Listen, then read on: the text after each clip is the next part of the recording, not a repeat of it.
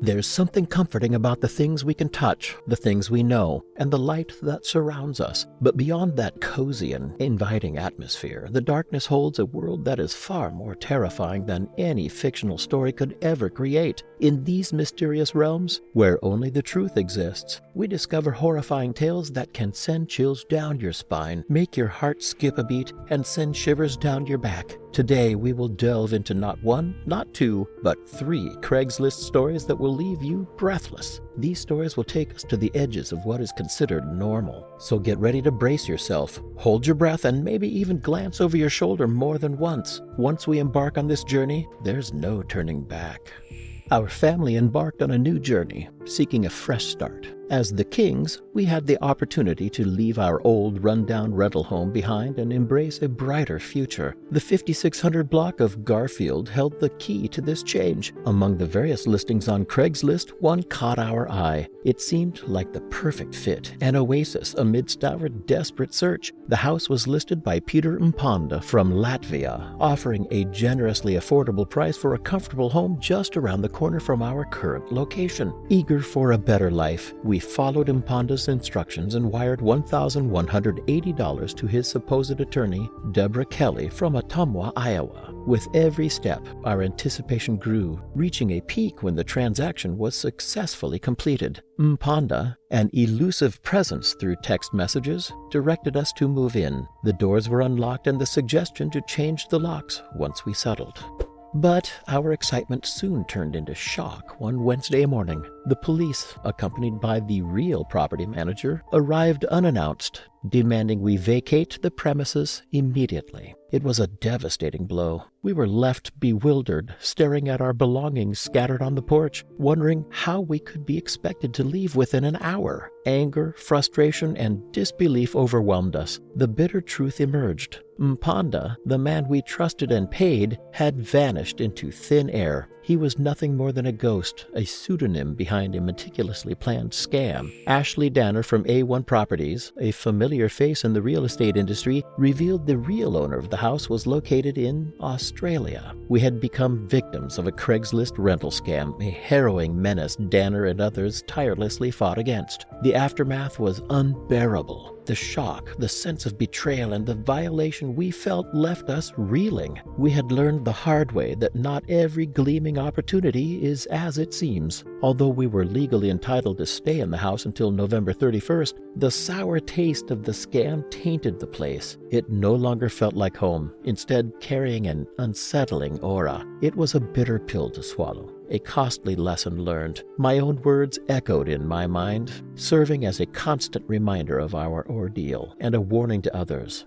Don't buy a house on Craigslist or you will be scammed. If there's no sign in the yard, don't buy it.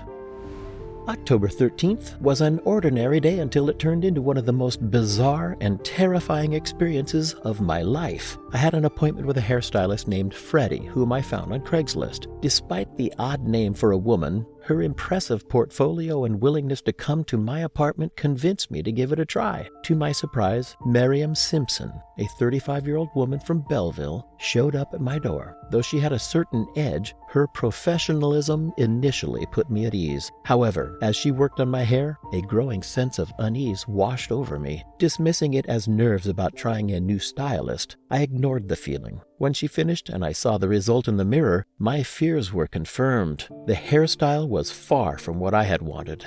Expressing my disappointment, I hoped for a resolution or some form of compensation. Little did I know that this simple disagreement would quickly escalate into a heated argument. Before I could fully grasp the situation, Simpson did something that turned the encounter into a horrifying ordeal. With swift aggression, she reached into her bag and sprayed my face with a burning liquid. It was then that I realized she had pepper sprayed me. Blinded and overwhelmed by the pain, I was defenseless. Seizing the opportunity, Simpson fled, leaving me in agony. Fortunately, my cries for help were answered by my neighbors who called the police. When they arrived, they found me in shock, my face visibly injured. They acted swiftly, providing immediate treatment for the pepper spray effects. The pain was intense, but the feeling of betrayal was even worse. How could a simple disagreement over a hairstyle escalate into such violence?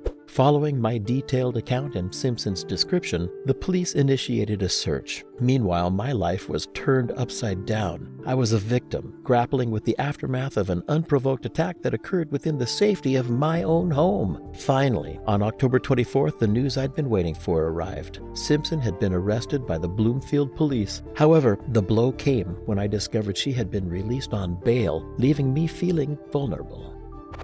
In 2011, I stood at the edge of a fresh start. I'm Scott Davis, 48 years old, having recently ended a long-term relationship, longing for a new beginning far from the melancholy that had consumed me. During this vulnerable phase, I came across a Craigslist ad offering an enticing opportunity, caretaking a secluded farm in southeastern Ohio for a weekly income of $300 and a place to live. It seemed too good to pass up. The job of a lifetime. With over 100 applicants, being chosen as a finalist filled me with excitement. I met my potential employer, a hefty man named Jack, and his nephew, a stout teenager, at a local restaurant. After what seemed like a successful interview, I hopped into the back of their white Buick, ready to embark on an inspection of the farm.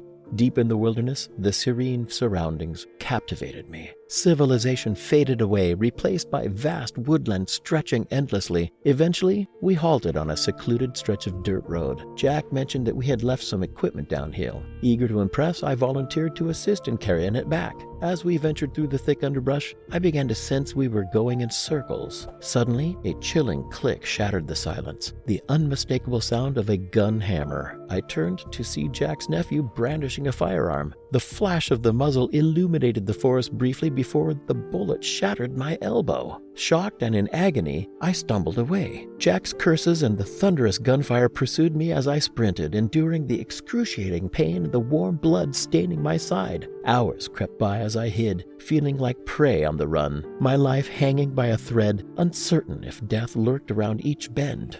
Through sheer willpower, I caught sight of distant house lights, a glimmer of hope after an eternity of despair. Summoning my last ounce of strength, I implored the owners to call the police. En route to the hospital, the chilling truth unfolded. The man known as Jack was Richard Beasley and his alleged nephew, Brogan Rafferty, both masterminds exploiting Craigslist to ensnare unsuspecting victims. Tragically, 3 lives had already been claimed, buried in shallow graves within those very woods I had fled. In 2013, Beasley received the death penalty, while Rafferty was sentenced to life imprisonment. Yet their punishments couldn't erase the terror unleashed, the stolen lives, or the haunting memories etched into my psyche. Seeking a fresh start, I stumbled into a deadly trap, a pawn in their gruesome game. By a stroke of luck, I escaped, but the ordeal left scars far deeper than the bullet wound in my arm.